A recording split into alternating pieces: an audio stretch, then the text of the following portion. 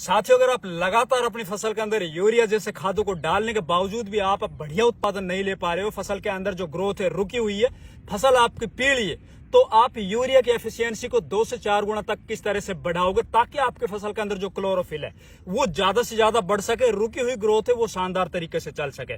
तो भैया बताता हूं मैं आज आप लोगों को यूरिया की एफिशिएंसी को अपन 3 से 4 गुना किस तरह से बढ़ाएं। तो एक बैग आपको 45 किलो जो यूरिया आता है वो लेना, उसके अंदर 46% तक नाइट्रोजन आपको मिल जाएगी। दूसरा, इसके अंदर फिर अपन को लेना है जो सेकेंडरी न्यूट्रिएंट होते हैं, जो द्वितीयक पोषक तत्व होते हैं, तो उनके अंदर जो पहले नंबर पर वो आता है सल्फर। तो आपको लगभग 1 से 1.5 किलो सल्फर ले लेनी एक बैग में।